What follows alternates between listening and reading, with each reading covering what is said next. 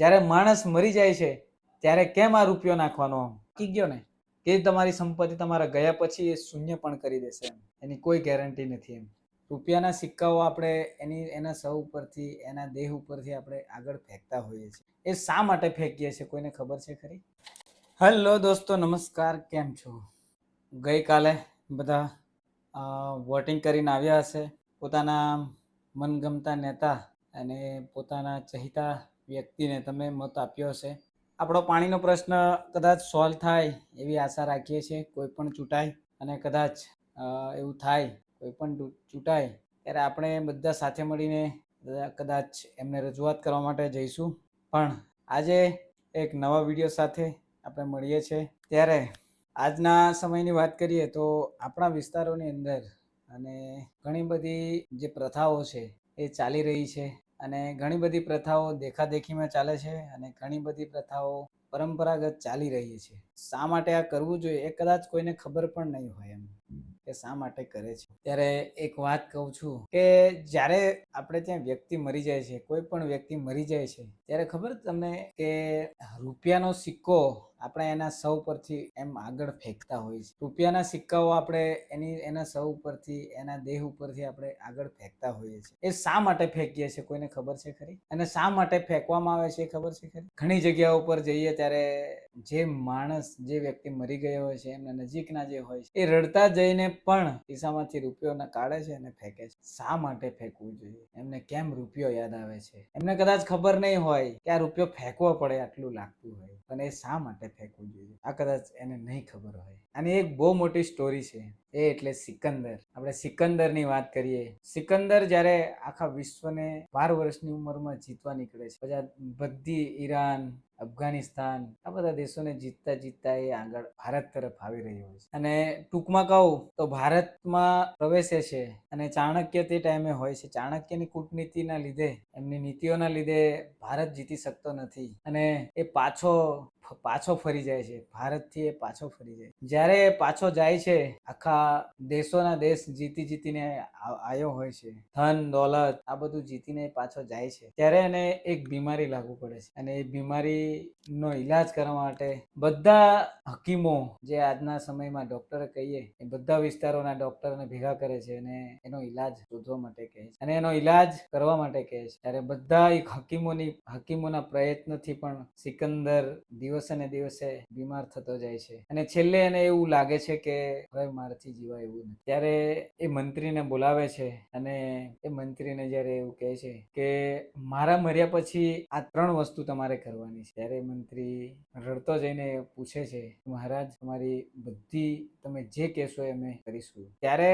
સિકંદર કહે છે કે પહેલી તો કે હું મરું ને ત્યારે જે મારી સૌ યાત્રા નીકળે ને એમાં બધા પહેલા હકીમોના ખભા ઉપર મારું સૌની જે યાત્રા છે એ કાઢજો. એમાં બધા હકીમોને જોડાવા કહેજો પહેલા. પછી કે બીજી તો કે જે સોના ચાંદી મોહર જે રૂપિયા છે, હું મરું ને ત્યારે રસ્તા પર બધા રૂપિયા ફેંકજો બધા રૂપિયા નાખજો અને ત્રીજી તો કે મારી સૌ યાત્રા નીકળે ને તો મારા બંને હાથ બહાર રાખજો અને મારી બંને હાથની મુઠ્ઠી ખુલ્લી હશે અને મારા બંને હાથ ખુલ્લા રાખજો ત્યારે કોઈની તાકાત હોતી નથી કે સિકંદરને પૂછે કે આ શું કામ કરવાનું અને ત્યારે મંત્રી એવું કહે છે કે હે મહામહિમ, આજે તમે બધી વાત કરી એ બધું અમે કરીશું પણ આ કરવાનો મતલબ શું છે કેમ આ કરવાનું શું કામ કરવાનું એ જરા જણાવશો, એ કહેશો? ત્યારે સિકંદર કહે છે કે પહેલું હકીમોને કેમ શમશાન યાત્રામાં પહેલા ખભા પર લેવા કહે છે તો કે આખા રાજ્યના કે બધા ડોક્ટરો કે હકીમો ભેગા થઈને પણ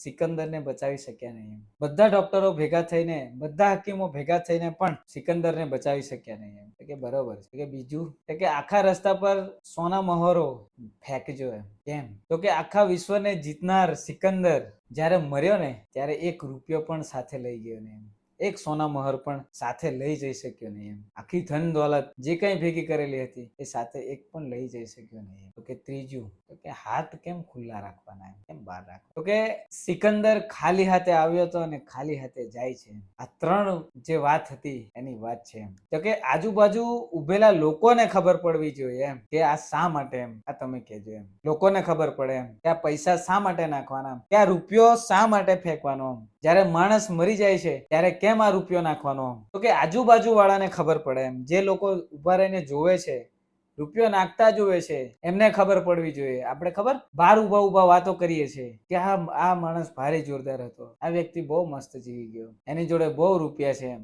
શું કામના, આ લે આજે મરી ગયો. બારી આપણે વાતો કરતા હોઈએ છીએ, આટલું બધું આણે કર્યું, તેટલું બધું આણે કર્યું, પણ જે આ છેલ્લે આ મરી ગયો, હું થર લેવા આવી આપણે વાતો કરતા હોઈએ છીએ બહાર ઉભા ઉભા. તો આ રૂપિયો જે નાખે છે એ કઈ એના માટે નથી એમ, કે જે વ્યક્તિ, જે સગા સંબંધી છે, જે ઘરના છે, એ રૂપિયો ફેંકે છે એ એમના માટે નથી એમ, એ આપણને કહે છે એમ કે સાથે એક રૂપિયો પણ આ વ્યક્તિ લઈ જઈ શક્યો નહીં એમ, આખી જિંદગી જીવ્યો પણ આ એક રૂપિયો પણ સાથે લઈ જઈ શક્યો નહીં. કહેવાનો મતલબ એટલો જ છે કે જે સમાજ માટે કઈ કરતા નથી, જે સમાજ માટે કરવાના બદલે પોતાના માટે કરે છે, જે સમાજ માટે ઘસાવવું જોઈએ, જે ઘસવા માટે સક્ષમ છે, ઘસાવવા માટે સક્ષમ છે, એ ઘસાતા નથી. પોતાના ફળિયા માટે ઘસાવા જેવા વ્યક્તિ છે, પોતાના ફળિયા માટે ઘસાતા નથી. પોતાના ગામ માટે કરી શકે એવા છે, એવા વ્યક્તિ પણ પોતે ગામ માટે કરી શકતા નથી. એ લોકોને આ ખાસ જણાવવા જેવી વાત છે કે એક રૂપિયો પણ તમે સાથે લઈ જવાના નથી. અને કદાચ તમે એવું વિચારતા હોય કે લાખો કરોડોની સંપત્તિ તમે ભેગી કરીને અને જો તમારો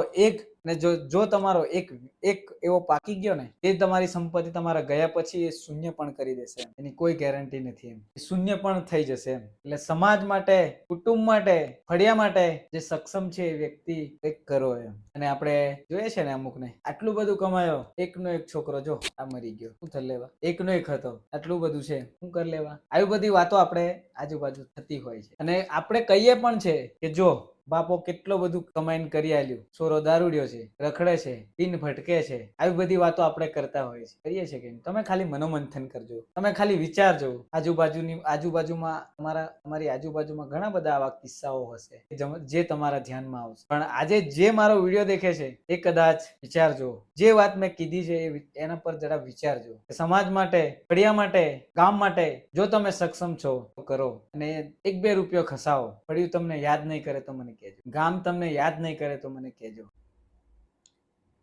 રાવડી રાઠોડમાં એક સરસ મજાનો એક ડાયલોગ આવ્યો હતો, કદાચ બધાએ જોયું હશે પિક્ચર.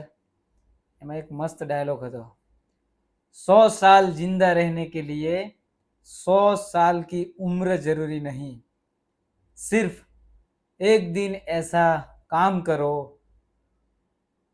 कि 100 साल तक दुनिया तुम्हें याद करे. ભલે તમારા જવાબદારીમાં નથી તો પણ થોડું થોડું કરતા રહેજો. મેં મારા ગામની અંદર જે લોકો નોકરી કરે છે એમની વાત કરીએ તો અમારા ફળિયાની અંદર 15 જણ છે જે નોકરી કરે છે. એ નોકરી કરે છે એ લોકોને મેં ભેગા કર્યા, એ લોકોને વાત કરી કે આપણે બહાર રહીએ છીએ, જે લોકો નોકરી કરે છે એમને ભેગા કર્યા અને કીધું કે તમે લોકો બહાર રહો છો, વારે તહેવારે આવો છો, કોઈના પ્રસંગમાં તમારથી જવાય છે, કોઈના પ્રસંગમાં નથી જવાતું, ચાલો ને આપણે એક કામ કરીએ તો વર્ષના 1000 રૂપિયા આપણે ફળિયા માટે કાઢીએ, વર્ષના 1000 રૂપિયા. અને એ વર્ષના 1000 રૂપિયા કાઢીએ અને એમાંથી જે આપણા ફળિયામાં જે લગ્ન પ્રસંગમાં કે મરણ પ્રસંગની અંદર જે કઈ તકલીફ પડે છે એમાં આપણે આ 1000 રૂપિયાનો કોઈ પણ સામાન લાવી કે ગમે તે લાવી અને આપણે આપીએ. અમે શરૂઆત કરી નાખી ને દરેક વ્યક્તિને કીધું કે 1000 રૂપિયા આપણે આપવાના છે. અને એ લોકો 1000 રૂપિયા આપ્યા અને ફળિયાની અંદર એક મશીન લાવ્યા. ઢીબરા બનાવવામાં તકલીફ પડતી હોય છે, એનું મશીન અમે જે નોકરી કરનાર જે છે એમની જોડેથી 1000 રૂપિયા લઈને, એમના દિલથી, એવું ફરજિયાત નથી, અને એમને ગ્રુપ બનાવીને એવું કીધું કે આ 1000 રૂપિયા આપવા ફરજિયાત નથી, તેમ છતાં દરેક વ્યક્તિ પૈસા આપ્યા અને મશીન લાવ્યા. અને આજે ફળિયાના લોકો ખુશ છે. આજે કદાચ એ મશીનમાં દાળ વાંટતા પણ એ લોકો યાદ કરશે કે આ લોકો સારું કર્યું. કારણ કે બહેનો પેલા હંચા લઈને એમના હાથ હવારના આણાના દાડે બેહે ને હવારના ને બપોર આવી જાય એમની દાળ પેલું કરતા ને દાળ વાંટતા ને હાથ દુખી જતા હોય છે. આજે એ લોકો યાદ કરતા હોય છે, આજે એ લોકો યાદ કરે. એટલે આ સિકંદરની જે કહાની છે ને જે કંઈ ઘણા બધા જે આપણે અંધશ્રદ્ધા, જે ઘણી બધી રીતિ રિવાજ, પરંપરા, કેટલીક પરંપરાઓ, જે પરંપરાઓનો મતલબ આપણને ખબર નથી, જે પરંપરાઓ આપણે દેખાદેખીથી કરીએ છીએ, ભજનો કરીએ છીએ, એમાં પણ નારિયેળ એટલા બધા ભેગા થઈ જાય છે, નારિયેળો એટલા બધા ભેગા થઈ જાય છે કે આખો રૂમ ભરાઈ જાય છે. જે કોઈ આવે નારિયેળ લઈને આવે, જે કોઈ આવે નારિયેળ લઈને. શું મતલબ છે એ નારિયેળનો? કેમ નારિયેળ આપવાનું? કેમ બધા આપે એટલે આપવાનું? એ નારિયેળો એના ઘરની અંદર એક રૂમની અંદર આખા હળે છે. એનો શું મતલબ છે? કદાચ તમે 25-50 રૂપિયા તમે આપશો તો એ માલિકને ફાયદો પણ થશે, એ માલિકને હેલ્પ થશે, પણ એ નારિયેળ આપવાનો શું મતલબ? અમારા ગામની અંદર એક પરંપરા હતી કે જ્યારે લગ્ન થાય ને ત્યારે જે માલિક છે, જેના ઘરે લગ્ન હોય, એ વિમલ, માવા આ બધા લોકોને આપતા હોય છે અને એક થાળીની અંદર બધા લોકોને પીરસતા હોય છે, માવા અને વિમલ. અને એની થાળી ગમે ત્યાં પડેલી હોય છે અને નાના બાળકો પણ હંતાઈને એની અંદરથી વિમલ માવા લઈ જઈને સાઈડ પર જઈને ખાતા હોય છે. અને ત્યાંથી એમના વ્યસનો માટેની જે શરૂઆત છે એ ત્યાંથી જ થતી હોય છે. મોટા ભાગે જઈએ ગામડાની અંદર તો નાના બાળકો પણ માવો ખાતા હોય છે. એનું આ જ એક કારણ હોઈ શકે કદાચ, મારા મંતવ્ય પ્રમાણે. ત્યારે મારા ઘરે લગ્ન હતું ત્યારે મેં આ પરંપરાને મતલબ તોડી છે.